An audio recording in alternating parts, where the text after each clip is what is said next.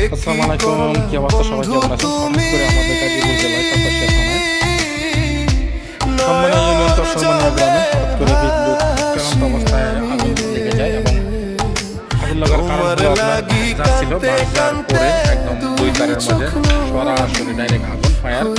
সে সাথে তার ছিঁড়ে মাটিতে পড়ে যায়, মাটিতে ছিল পানি, যেহেতু 3-4 দিন ধরে বৃষ্টি, অনেক বৃষ্টি ছিল, সব জায়গায় পানি একদম ভরে হয়ে গেছে। যাওয়ার পরে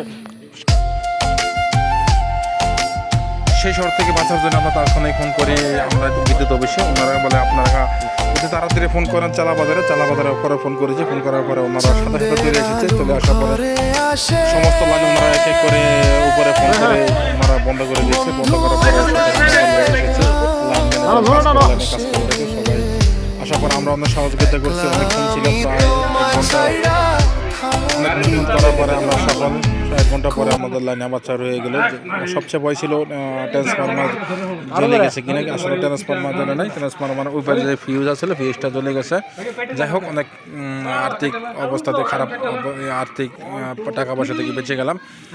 অনেক কষ্ট করার পর আমরা লাইন ঠিক করলাম। অনেক অনেক ধন্যবাদ সবাই, এলাকাবাসী সবাই ছিল।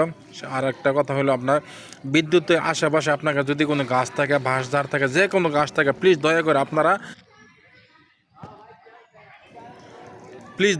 আপনারা আশেপাশে কোনো গাছ থাকবেন না। বিদ্যুতে তার যে দিয়ে গেছে, আপনার এতে ক্ষতি হলেও আপনারা কোনো তার রাখবেন না, কারণ আপনার গাছের জন্য, অসাবধানতার জন্য আমাদের হয়ে যেতে পারে হাজার হাজার টাকার ক্ষয়ক্ষতি এবং অনেক মানুষের জীবনও চলে যেতে পারে। তাই অবশ্যই এটা সবসময় মাথায় রাখবেন যেন আশেপাশে কোনো গাছ না থাকে। আর যদি গাছ থাকেও থাকে তাহলে অবশ্যই গাছগুলো কেটে ফেলবেন, কারণ চলন্ত অবস্থা যদি তার আপনার বাড়ি খায় তাহলে এলাকার সব কিছু চলে যেতে পারে। আপনার ঘরের ফ্রিজ, টিভি, ওয়াইফাই, লাইট, বাতি, ফ্যান সব চলে যেতে পারে। যেমন আমার